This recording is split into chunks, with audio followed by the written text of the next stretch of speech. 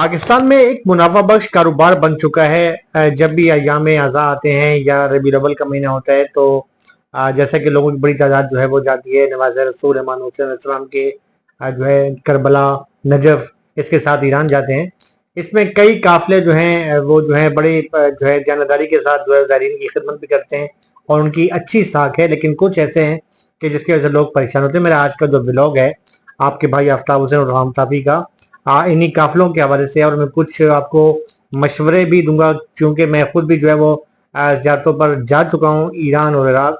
तो मैं जो मेरे साथ जो वाक़यात पेश आए मैं आपसे शेयर करूंगा ताकि जो जो दोस्त हमारे जो जाना चाहते हैं चाहे वो कराची से या किसी भी पाकिस्तान के शहर से जाना चाहते हैं तो वो कम अज़ कम उससे इस्तेफादा हासिल कर सकें। इसके साथ साथ मैं आपसे गुजारिश करूंगा कि मेरे चैनल को सब्सक्राइब करें, इसे लाइक करें और इसके साथ मैं अपना आज का ब्लॉग शुरू करूँ। देखिए मसला ये है कि अय्याम आज़ा शुरू हो चुके हैं और यकीन तौर पे हर शख्स की ख्वाहिश होती है कि इन दिनों के दौरान जो है हम जो है वो करबला जाएं, नजफ जाएं।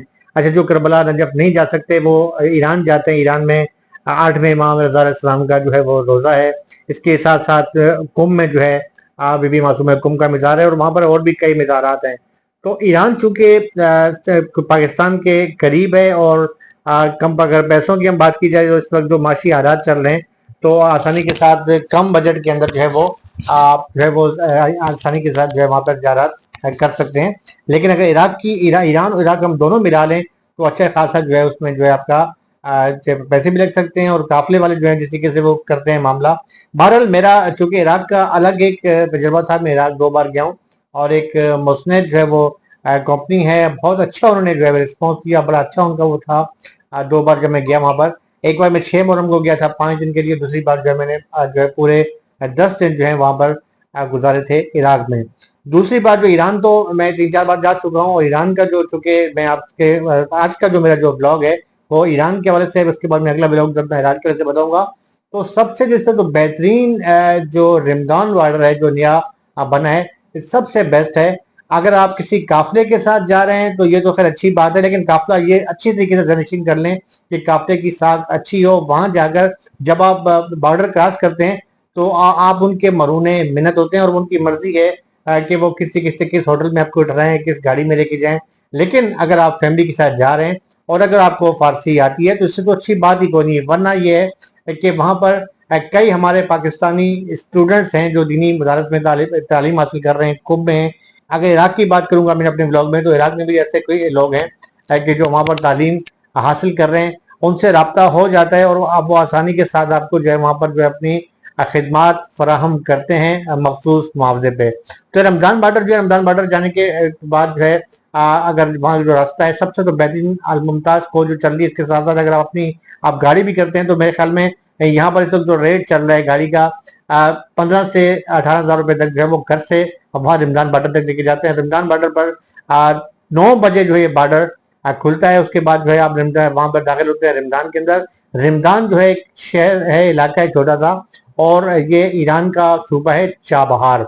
चाबहार जो है और जैदान का जो इलाका है ये टोटल जो है बलोच कम्युनिटी पर मुश्तमिल है। चाबहार के अंदर एक एयरपोर्ट है और अब मैं तो आपको ये गाइडलाइन दूंगा कि अगर आप जो है वो खुद जा रहे हैं तो चाबहार से जो है आप जो है वहां पर ATR तैयारे चलते हैं, आज 2x1 जो होते हैं उस पर आप इजी जो है वो तेहरान से जो है वो कुम बमुश्किल जो 1 घंटे का रास्ता है कुम जाएं। कुम के बाद जो है आप जो है वो मशहद ज़ियारत करें और इसी जो है जो आज निशापुर जो आसपास की ज़ियारतें हैं वहां पर जो है आप आसानी के साथ जा सकते हैं। लेकिन अगर आप किसी काफिले के साथ जा रहे हैं तो कम से कम काफिले कोशिश करें, क्योंकि वहां से जो है आमतौर पर हम समझते हैं जितना लंबा सफर करके वहां जाते हैं रमजान बॉर्डर पूरी तकरीबन जो 18 घंटे लगते हैं, वहां से आगे जो है अच्छा खासा फासला है। यानी ये आप ज़हन कर लें कि कम से कम 35 से 40 घंटे आपने ट्रेवलिंग करी है। वो बात अलग कि ईरान की ट्रांसपोर्ट बहुत अच्छी है, लेकिन वहां पर भी 2-3 क्वालिटीज हैं। कुछ जो है कोचेज हैं बहुत ही ज्यादा अच्छी हैं और कुछ है वो नॉर्मल हैं।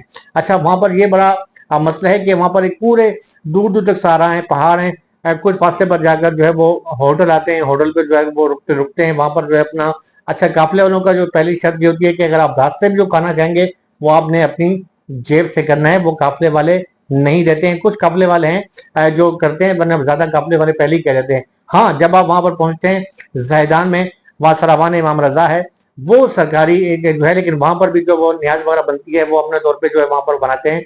उसके बाद ज़ैदान से आगे जो है वो फिर ट्रेवलिंग करनी पड़ती है। तो मेरे ख्याल में सबसे आसानी ये है कि अगर आप जो एटीआर जो तियार है उसका बमुश्किल अगर पाकिस्तान के हिसाब से मुआवजा किया जाए तो 6 से 7 या 8 हज़ार रुपये जो है वो बनता है।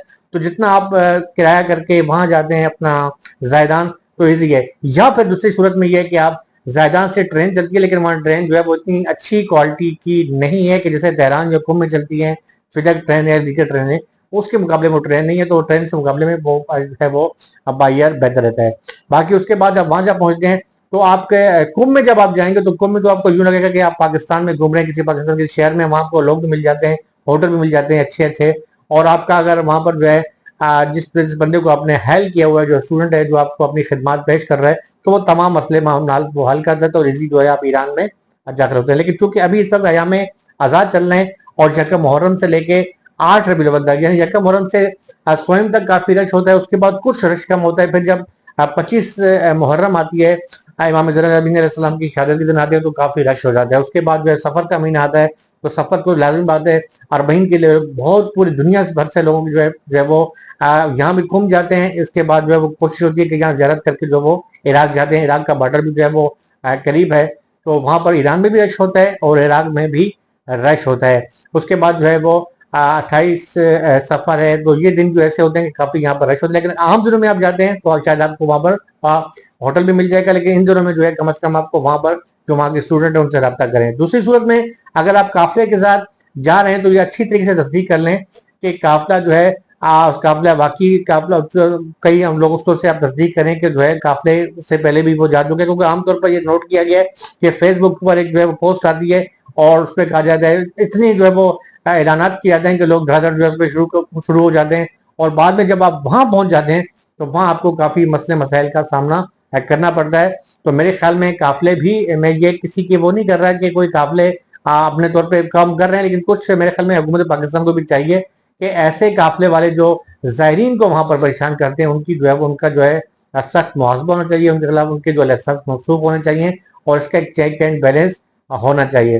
तो मेरे ख्याल में ईरान के साथ जो इराक का जो मामला है, कई लोग इसे डबल वीजा लगवाते हैं, जैसे कि ईरान की ज़ियारतों के बाद जब इराक की तरफ जाते हैं तो इराक में जो है वो अगर आपकी मतलब जेब इजाजत देती है, वसाइल आपके हैं, तो उससे तो अच्छी बात और कोई नहीं है कि ईरान ज़ियारत के बाद जो है इराक जाए और अच्छी तरीके से वापस आए।